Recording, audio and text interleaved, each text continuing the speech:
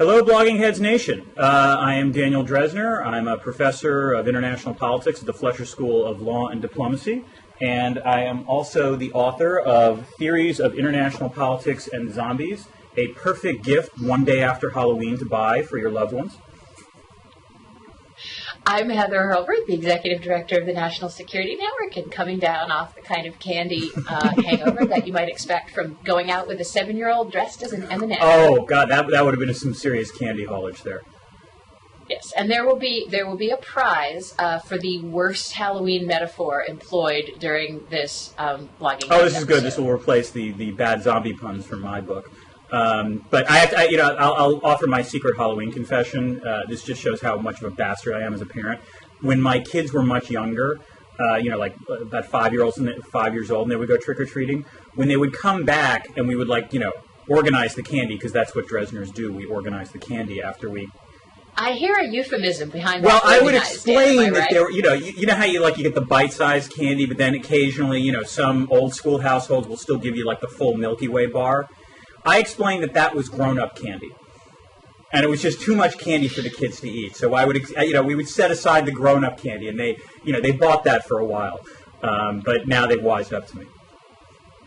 I thought you were going to say that you were imposing a tax, and I was going to tease you about what kind of libertarian conservative you are if you're imposing taxes. But I'm going for the first bad Halloween metaphor, which is to say that of course today is the Day of the Dead, or All Souls Day, and what we seem to have in Europe this morning is more up your alley as the Day of the Undead. So can you explain to me why the Greeks have done what they've done, and why the deal is unraveled, and why our retirement portfolios are all going to tank again? This is where I will plead a little bit of ignorance, because I'm not entirely sure what's going on inside of Greek domestic politics, because essentially this is, Papandreou originally, I believe, saying, yes, we'll implement this package, but then deciding, no, we're going to put this to a referendum, which of course is what caused all the markets to tank.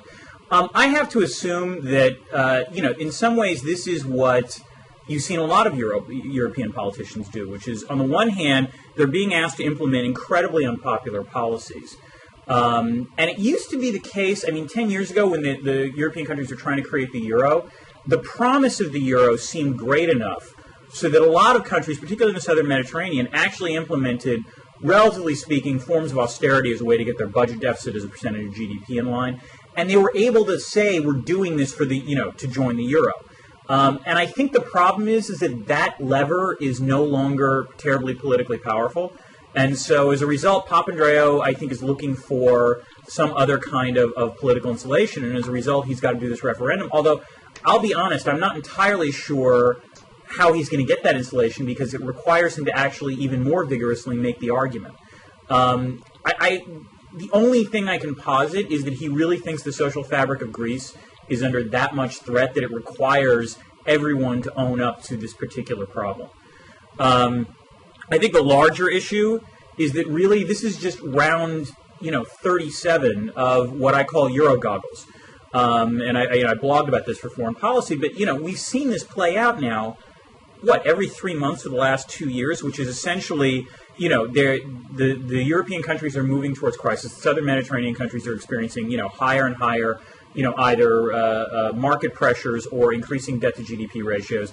There is some European summit that requires France and Germany to commit to some kind of deal where they've either got to bolster the EFSF or require, private creditors to take a haircut for Greek debt, or come up with a mechanism to bail out, or at least, provide for European banks to shore up their capital base. And, it looks really, really bad. There's a lot of squabbling going on. And then, at the last minute, some kind of deal is announced, which actually causes markets to temporarily sort of engage in euphoria, right up until the moment where they realize there's absolutely no details whatsoever contained in the announcement. That it's just sort of these pledges, and then they've still got to work out the details, and of course the key thing is in the details, at which point markets then sober up and do that walk of shame back down to recession-level equity values. So I have heard this explained slightly differently, which is that what we're engaged in, or what the Europeans are engaged in, is a prolonged process of kicking the can down the road until after the German elections, which are next year, And also that conveniently, kicking the can past the German elections also gives European banks more time to recapitalize. And the way it was explained to me was that if you really crammed down the Greek debt and then by extension the Italian debt, et cetera, right now, or a couple of months ago when this explanation was made to me, the banks actually couldn't take it, but that in another year and a half, they would have recapitalized enough that they could take the hit that they need to take. And what was said to me was, oh, don't worry, I know this looks totally incompetent, but it's actually fine, and it's the best way of edging forward slowly until both the European political economy and its economy can take the fix. Does that have any ring of truth to you, or am I just naively repeating what the bankers want? I would say two things. On the one hand, politically, I sort of understand that logic. Economically, it's just a bunch of crap. In the sense that, well, I mean, seriously, it actually, it's one of these things where by politically kicking the can down the road, you make the problem so much worse that what's going to be required as a way of solving the problem is even more politically unpalatable. Because my understanding is, I mean, first of all, you have to separate the Greeks from everyone else. The Greeks are in a true sort of basket case scenario where they're simply going to be incapable of paying off their debt, and a genuine haircut is required. If you take a look at the other, southern Mediterranean countries, particularly Italy, I mean, yes, Italy has a high debt-to-GDP ratio, but if you take a look at their macroeconomic fundamentals, it hasn't been all that bad recently. And so in some ways, the problem has been that these countries are facing market pressures because, you're seeing the sort of contagion effect from Greece. So actually, had they tried to, let's say, bolster the EFSF now as a way to say, we're going to defend Italian debt, we're going to defend Spanish debt, it might have actually lessened market pressure, and as a result, they wouldn't have actually had to use the bazooka. So in that sense, they kind of needed their version of TARP, which had to be large enough to actually be effective and to somewhat, calm the markets, and they haven't done that for a variety of reasons. And the problem is by not doing it, by continuing to delay, all that markets are doing is paying attention to the fact that Silvio Berlusconi can't get or either is unwilling or unable to, get the sort of modest reforms he needs from his coalition. And really, if you step back for a second, let's keep in mind that, and this really should be the scariest fact that we should consider, is that in some ways a lot of the sort of financial stability in Europe is resting upon the fact that we're depending on Silvio Berlusconi to do the right thing. So, no, I think that's an insane sort of setup. In no small part because it overlooks the fact that by this sort of political uncertainty, and this is all political uncertainty at this point, it's what is France and Germany going to do, what is, will the EFSF be bolstered, you're actually retarding the very growth you need in order to be able to potentially make this easier to solve. So no, I think that I understand the political logic of let's wait until after the 2013 German elections, although one really does have to wonder, how is Merkel going to do in the 2013 elections, based on her performance over the last few years? This is something I blogged about before, which is what I, dubbed the Merkel algorithm, which is constantly kicking this can down the road, denying there's a problem, and then by the time the problem gets very, very big, she will, announce a half measure that doesn't really solve the problem. So this is actually an instance where, some sort of preemptive moves would actually be much easier. And even if there's a short-term political hit, in the long term you can point to the success. But by not being willing to take the risk now, it's just extending the crisis even further. Well, let's ask a structural question about that, though. Does it actually matter at the bigger level how Merkel does? Because it seems to me that even if you had the Christian Democrats lose power in Germany, it's not as if the opposition escapes the same structural factors. And so, in a way, I think it's the fact of the 2013 elections that are destabilizing more than who's running or who wins them. Because ultimately, it doesn't seem to me that the Social Democrats either can or necessarily even want to get out of the particular role that Germany is kind of stuck with by being the biggest and strongest economy in Europe. No, that's true. And let's say, in some ways, it's almost like it really is a political game of hot potato, which is, I assume both parties, I assume the Christian Democrats and the Social Democrats want the other party to be responsible for taking what is going to be a hugely unpopular step of, expanding the FSF to the point where, it is essentially going to be a bailout, look like a bailout fund. So, no, I mean, the politics of this in Europe are incredibly ugly. So I don't necessarily disagree with that.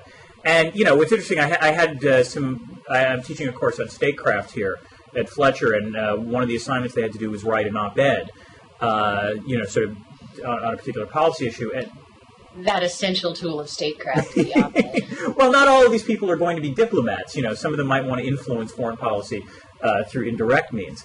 But yeah, I would argue the op-ed is actually pretty important. But that said, a lot of them were trying to make this case of Merkel has to do the right thing. And it was just painful reading these things because there was never a political logic for why she had to do the right thing. It was just do the right thing for the good of, Europe. And so as a result, I mean, the political scientist in me entirely understands what's going on. But the political economist in me is just horrified by how this is going to play out. Because it's not going to play out well. So this is actually a question I have, and that if I had taken the theorist route instead of the practitioner route, this is the thing I would spend my time thinking about, which is that it's striking to me that at some level, when we start talking about the dysfunction in the European political system, we could be talking about the dysfunction in the U.S. political system, even when you get into talking about the dysfunction in, say, the Pakistani political system, which, I mean, is extreme by any standards. But in all these places, you have the problem that sort of the substantive challenges we face have just way outstripped the way our political imperatives are constructed. And that's true on a domestic level, and it's true on an international level. And it's really as if our whole construct of politics, and I say this as somebody who, sort of spends all of my time down in the trenches trying to remember to look out and, remember that there's a world out there. And I don't see how that gets fixed. And it plays out differently in the U.S. from Europe, from Pakistan, from China, from Japan, say, but you see a similar set of dynamics, it seems to me, underlying just the general dysfunction of politics everywhere. Well, I mean, I would put it a little more sharply than you, I think, which is you can argue that the really disturbing thing about the period we live in right now is that the greatest source of geopolitical stability, instability in the world is not actually coming from the Middle East. It's not coming from South Asia. It's actually coming from the developed, advanced industrialized states. It's, what you're seeing in Europe. I mean, let me put it this way.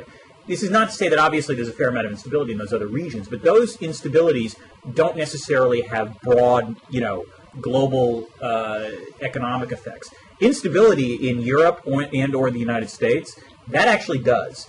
And, we can also even throw China into the mix. But that said, I think it's particularly the kind of oddities of Europe and the United States that are a little disquieting, because the last time this was the case was the 1930s.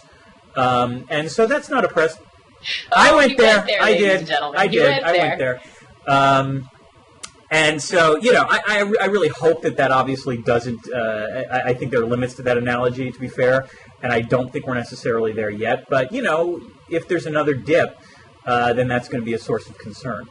In terms of whether the politics, are truly dysfunctional, I mean, you're inside the Beltway, so you have a better sense than I do on this. But as an outside observer, I would say that the difference now than what we had even, let's say, 20 years. I mean, there's two differences. The first is that you don't have the amount of economic growth that often functions as a palliative for political problems. The great thing about growth, to be fair, as absurd as, let's say, Herman Cain's sort of solution to a lot of problems is growth, growth, growth. There is actually an intuitive political logic to this, which is if you grow a lot, it really does solve a fair amount of problems. And so, we're in a world of very minimal growth, and that creates one issue. I think the second issue is that what used to be thought of as sort of unspoken political norms have simply disappeared. And all that you have left are the sort of bare rules of how the system is supposed to function. So, in Europe, you had a situation where, when push came to shove, France and Germany would get in a room, they would hammer out a compact, they'd make sure that the Brits and the Italians were on board, and then you would just sort of go forward. And the notion was that in the end, we're not going to let Europe collapse.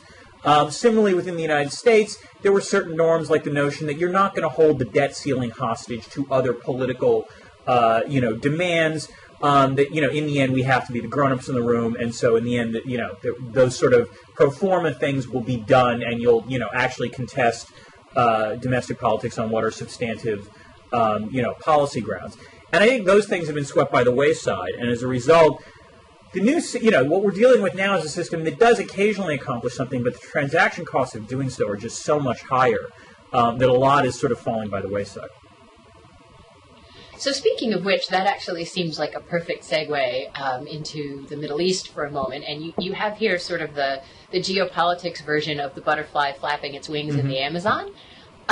Because you have now unspooling, starting as of yesterday, this wonderful chain of events where, and I say wonderful in the purely sort of observational scientific sense, where Palestinians, having gotten very frustrated with the sort of apparent inability to get the Israelis to come to the negotiating table, having significant domestic internal problems, the government in Ramallah feeling weak and under threat, devising this gambit of going to the UN for membership, having that sort of cleverly bottled up in the Security Council by the US and others, then saying, okay, we'll start taking our case to the specialized agencies, both because that can get us political outcomes that will be helpful at home. For example, joining UNESCO, we can then ask for World Heritage status for Bethlehem, and that can be belonging to us, the Palestinians, and not to the Israelis. Looking at places where they can join the court system, looking at ways to embarrass Israel over its covert nuclear program. And the more of those agencies we belong to, the more that they think helps their bid at the UN, again, helping shore up the government's status at home and helping, in their minds, at least shore up their status internationally vis-a-vis the Israelis, which the logic goes will then bring the Israelis back to the negotiating table, which I'm not sure I agree that that's actually will happen, but that's the logic. So, but that's the butterfly. You can agree, you can disagree, you can like it, you can not like it, but that's the butterfly. Then you have the wonderful butterfly of American politics, which back in 1994, as a way of punishing President Clinton for some Middle East peace outreach that had been undertaken at that time, bipartisan legislation passed Congress providing that any UN body which admits Palestine has to be immediately defunded by the United States. No ifs, ands, no waivers, no delays, no nothing, no out clause. Now, it's fun to think about how different the world actually looked in 1994 when this was passed, that you didn't have, for example, the United States training Palestinian security forces. You didn't have U.S. troops stationed all over the Islamic world. You didn't, of course, have the Arab Spring and democratic governments responsible to their peoples on this issue.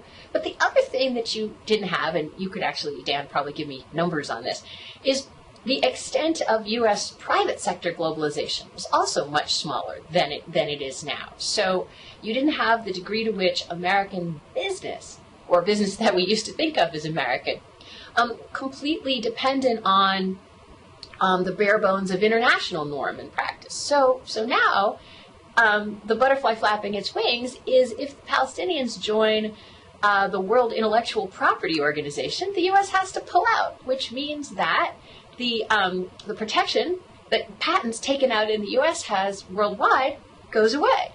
All because of domestic legitimacy problems inside Palestine. That's nuts. That's wildly dysfunctional and wildly out of proportion with whatever your position on Israel-Palestine happens to be. Similarly, the International Atomic Energy Agency. Palestinians join that. We drop our 25% contribution. We lose our seat on the executive board. Now, we lose our seat on the executive board just as, by the way, the IAEA is getting ready to consider a new report on the state of Iran's nuclear program. Now, you would think from a statecraft point of view it would be incredibly stupid to lose our seat.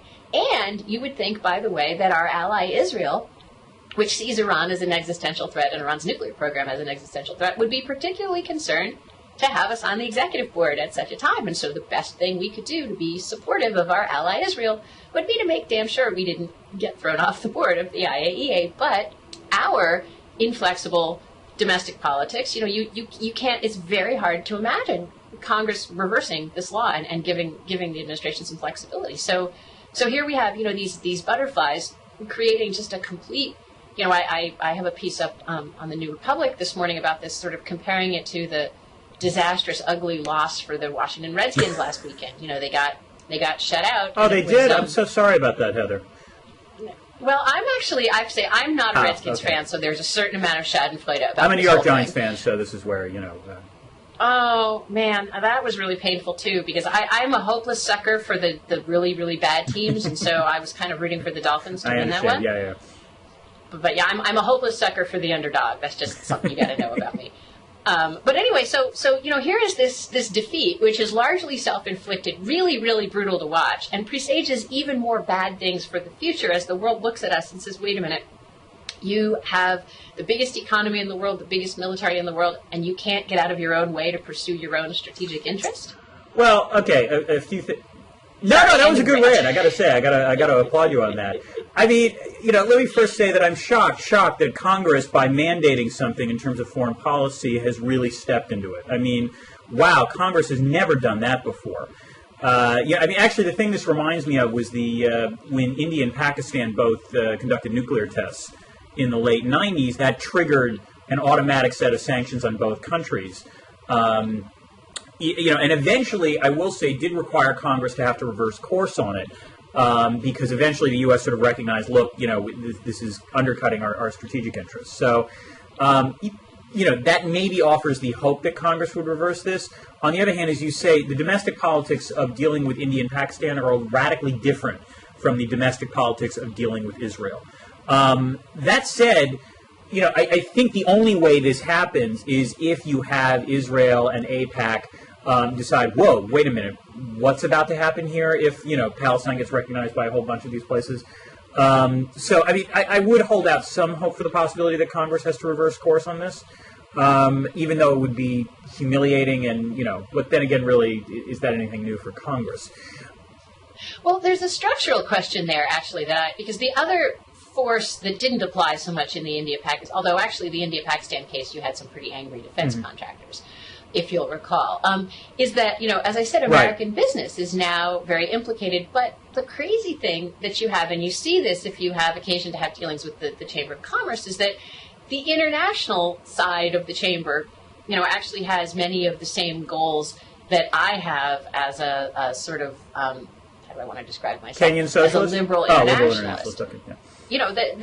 That you want a functional, rules-based international system in which laws and contracts can be enforced. They're more concerned about business law. I tend to be more concerned about civil liberties, democratic and human rights participation law, but law is law at some level. So you have that side of the house in the business community versus the domestic side of the house, which, let's say, takes its cues from another era in thinking about what's best for U.S. business. And those are the folks who drive, frankly, the political contributions and who drive who gets elected, and that you'll sort of talk to very smart corporate folks who'll start complaining about Congress. And I kind of always want to say, but you guys those are the folks you gave money to, and they'll look at you, and they'll say, oh yeah, but that's the domestic side of the house. So this is another way that our whole establishment is just kind of out of kilter with its own. Well, part of it, to be fair, international business in terms of lobbying the United States has been actually relatively, obviously they've done things, but if you take a look at how they've acted on, let's say, the Doha round, or even sort of the bilateral free trade deals that just got passed, they haven't been really all that, active in terms of pushing for them. You can argue that in some ways the business lobby hasn't done that kind of thing since China's admission to the WTO, and the reason is that by and large they've been pretty happy with the system as it's been. The U.S. stays is remarkably open. Despite occasional bouts of protectionist sentiment in the Congress, they haven't actually done anything. And so what might be interesting is whether or not this sort of thing winds up being a wake-up call to the sort of internationalized part of U.S. business thing. Wow, now our problem is not, we've had it good, but now we're beginning to see pressures that might actually lead to steps towards closure, which that would not be, necessarily in their interest. So it would be interesting to see if this is a wake-up call.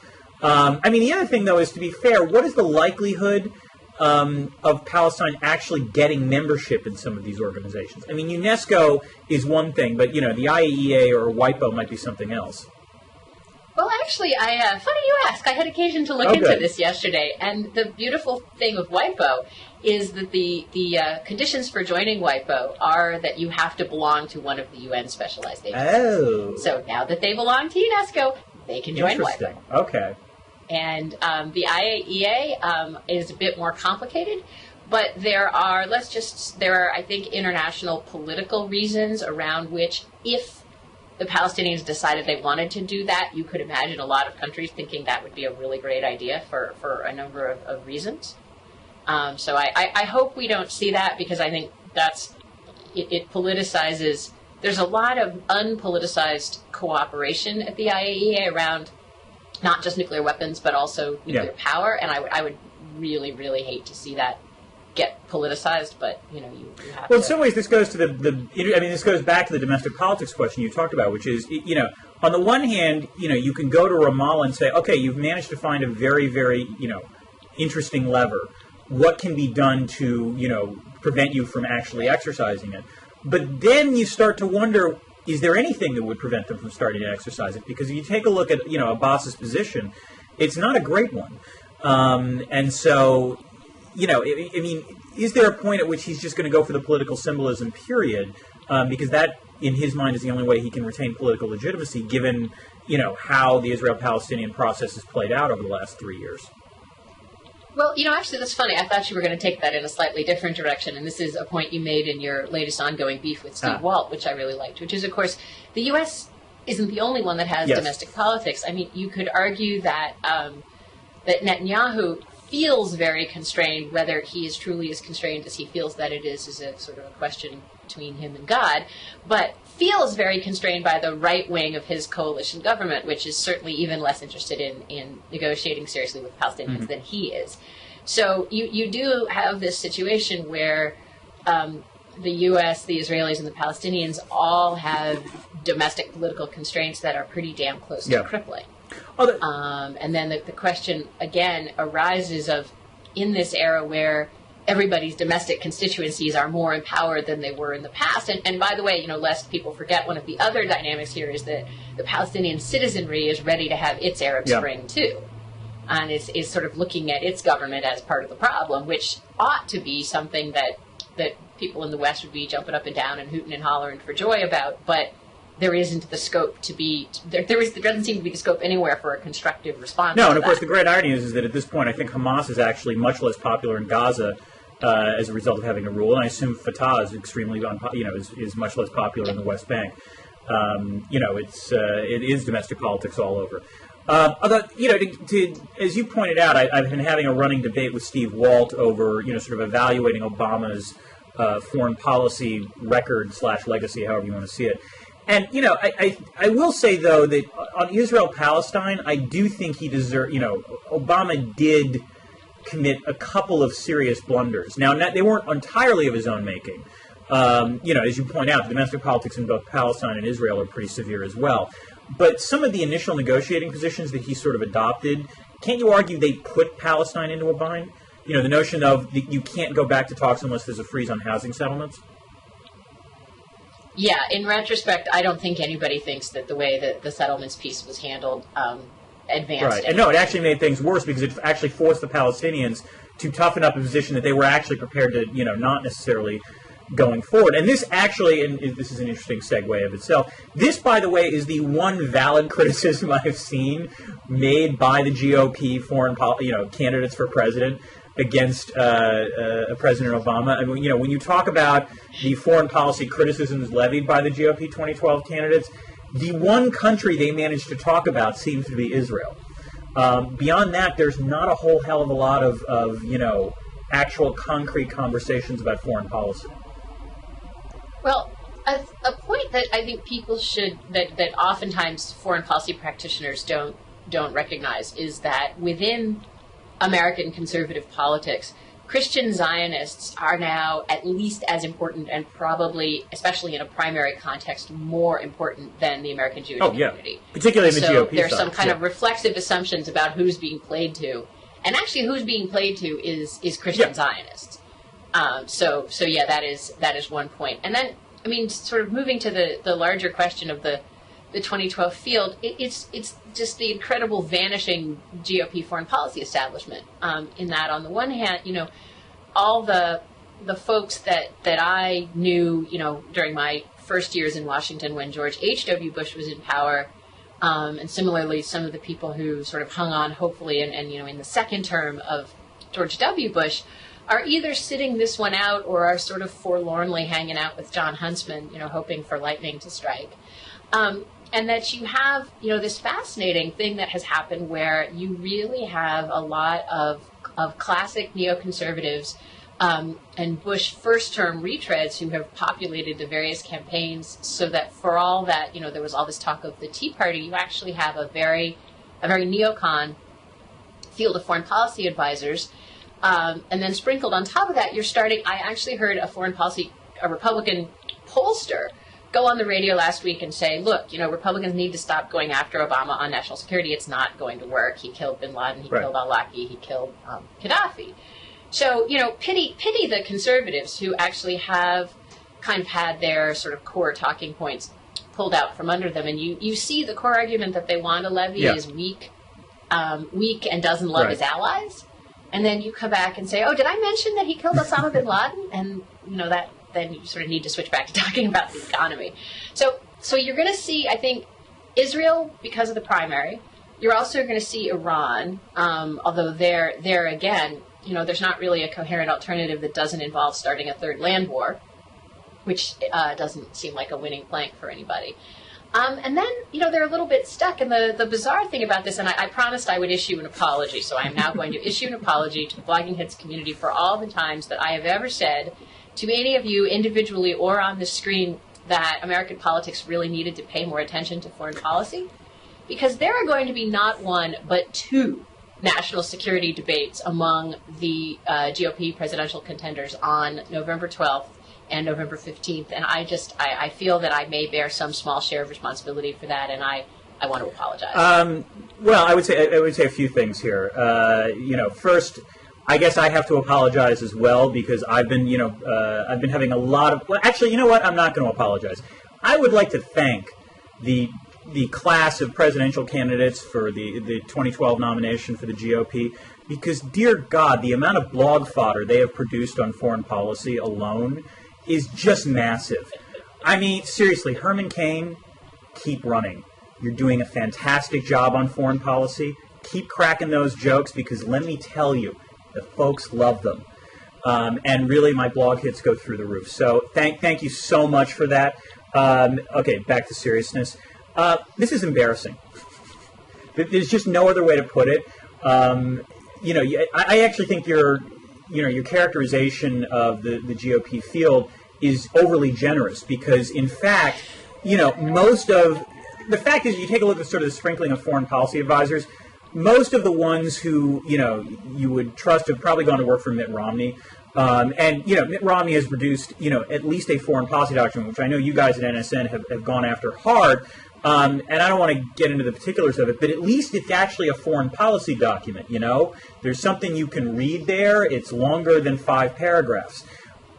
It mentions more countries than... Right, and to be fair, he actually has some detailed policies. Again, you can disagree with the content of them, but there are actual policies there.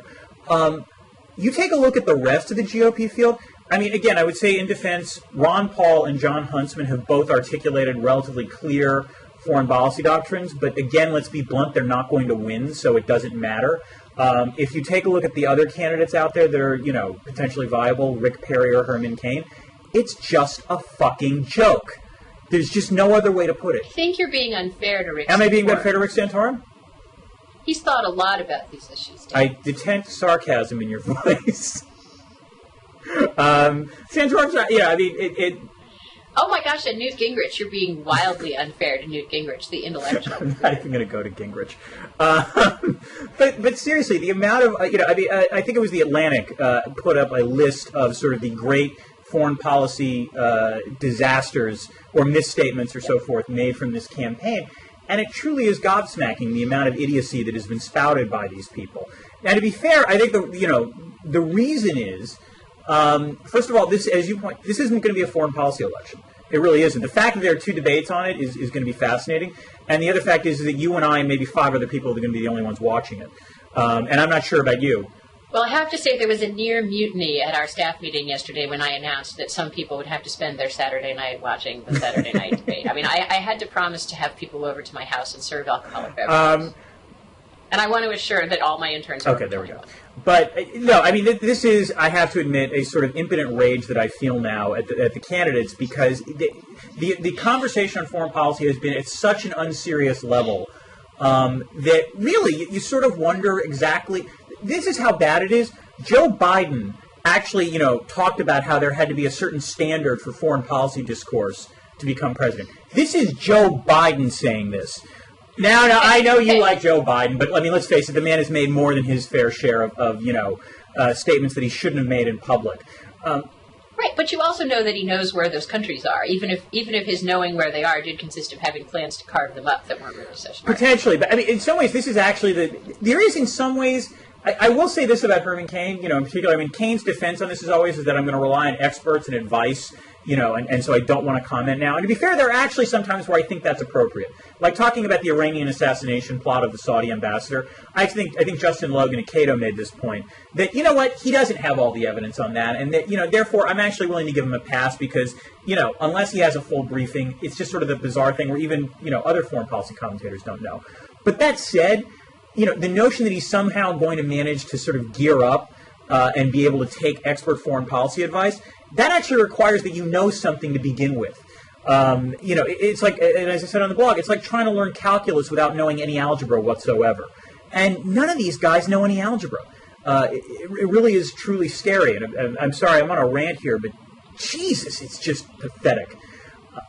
So I'm actually, this is funny, but I do think it's an interesting thing about Romney and Perry, right? Both of whom have been governors, both of whom traveled abroad a certain amount, and both of whom, like to brag about bringing jobs home to their state.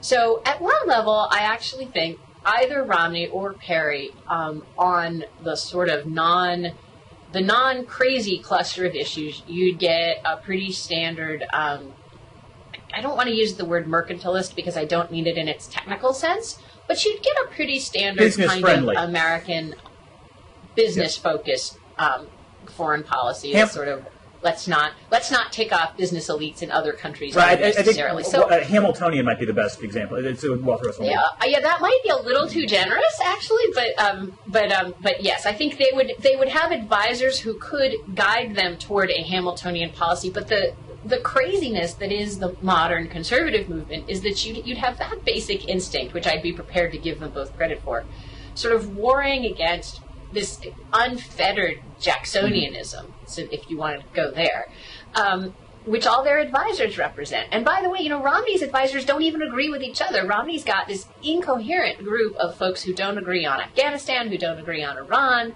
a guy who seems to have been working with Lebanese militias and death squads during the Lebanese Civil War, which is always nice.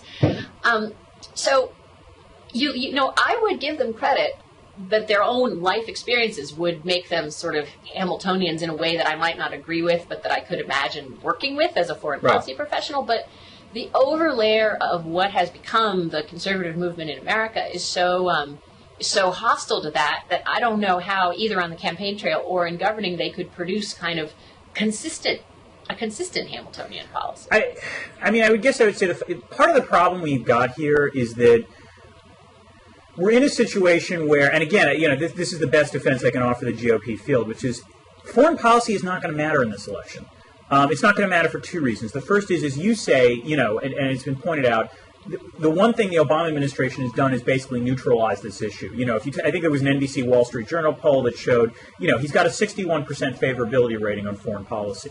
That same poll showed that 6% of Americans think that national security and foreign policy should be the most important job of the president, which I think is the two data points you need to know, which is first, by and large, they think Obama's doing okay on foreign policy, but second, no one cares.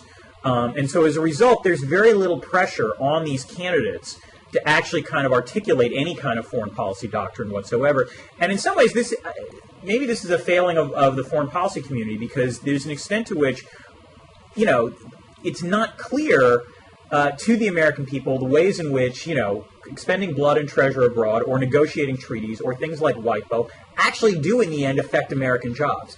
That dumbass statement that Cain made about Uzbekistan, how would that create one job? You know what? There's actually a fair amount of foreign economic policy that actually does create a fair amount of jobs. And if you do it badly, destroys a fair amount of jobs. And, you know, I'd like to think that the former CEO of Godfather's Pizza knew that.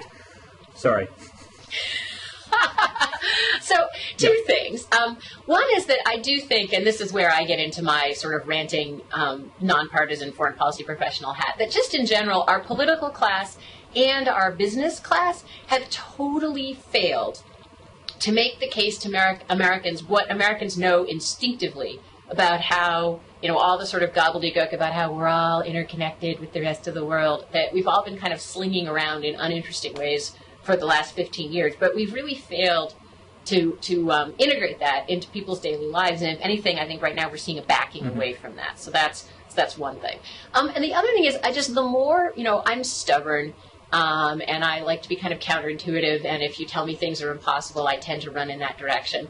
So the more people say that this isn't going to be a foreign policy national security election, the more my little mind goes digging off in the other directions. And so I will here offer on video 3 or 4 things that you should be watching for, because they would totally change that either permanently or at the very least temporarily. One of them is, I think the North Koreans will test a weapon between now and the election.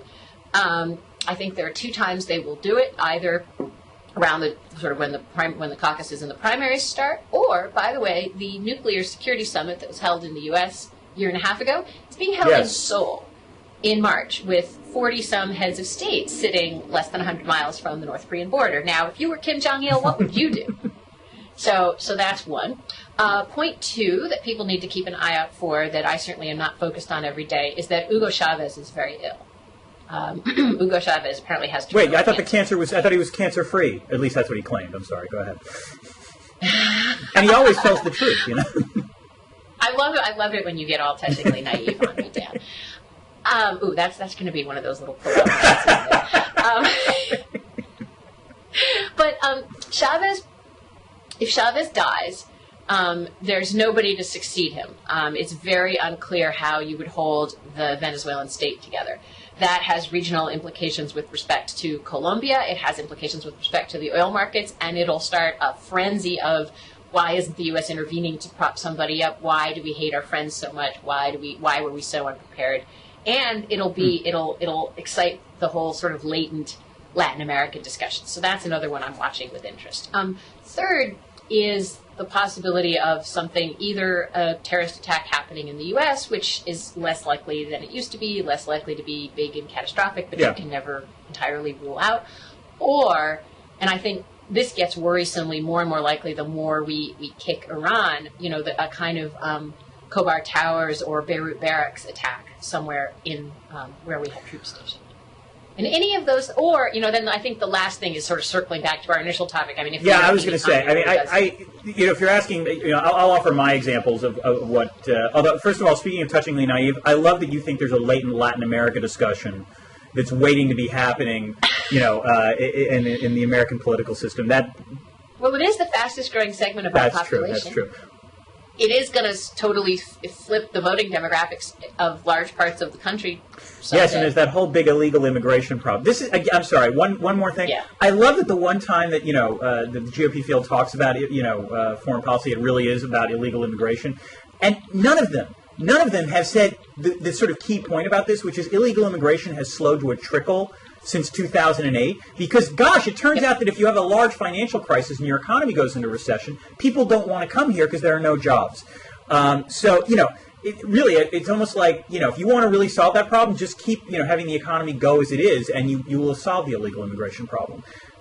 Also, by the way, the border, one of the safest places in America, much safer than the cities that you or I are walking around. So, okay, that just for the record, but we digress. All right, I think that the sort of big 3, you know, issues that might force foreign policy onto the issue. The first one, as we said, is Europe. If in fact, you know, the euro winds up triggering another financial crisis, that's obviously going to become, you know, a global problem. And the real question then is, what is the United States going to do to potentially have to help out its European allies? And that's going to be very interesting to see among the GOP talking about allies, because normally when they say, you know, Obama has thrown allies under the bus, they're primarily talking about Israel. I'm not sure how they feel about Europe, and that'll be an interesting question. The second is if you see rising domestic instability in China. China is looking at a property bubble that's going to be pretty serious, and you're starting to see sort of early warning signs there of the banks being clamped down in terms of offering loans and a lot of increasing bankruptcies.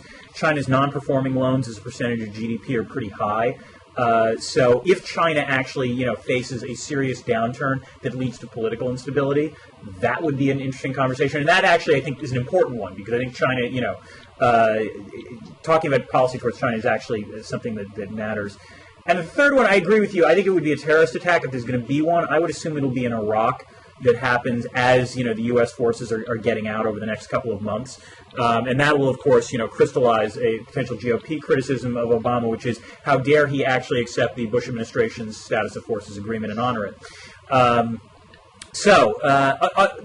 that said, I want to close on one question. As you say, there's going to be two GOP foreign policy debates. I assume none of these people running these debates are going to ask either of us for questions to ask. But that said, Heather, if you could ask the GOP foreign policy candidates, or presidential candidates, one foreign policy question, what would it be? Only one. Well, you can offer more than one if you want, but. Because in fact, one of the things we do in our day job is we do try to influence what questions get asked, not necessarily with much success. But I would. Let's see. I think I have. Okay. Oh wow, you're good. One is to talk about defense spending in the context of the current austerity debate. Do you really believe that the Pentagon is the only part of the U.S. government that's exempt from the waste, fraud, and uselessness that you claim the rest of the government is plagued by? And what are the things that you would prioritize the Pentagon doing, and what are the missions you would not prioritize in a time of austerity? That would be question number one. Question number two would be Admiral Mike Mullen, the former chairman of the Joint Chiefs of Staff, has said that a war with Iran would be a very problematic idea with unpredictable consequences. Gates, before he stepped down, said that anyone who wanted to start another land war in Asia should have his head examined. Do you agree with these military leaders that a military attack on Iran would be a bad idea with bad consequences? And gosh, my third question. Oh, I have so many. You know what? I'll just stick with those two for the moment. What are yours? Okay, since you offered two, I will offer two. I think my first question would be about the ongoing Euro crisis and what steps, as U.S. President, would you be prepared to take to either backstop the European economies and or prevent a financial catastrophe from taking place?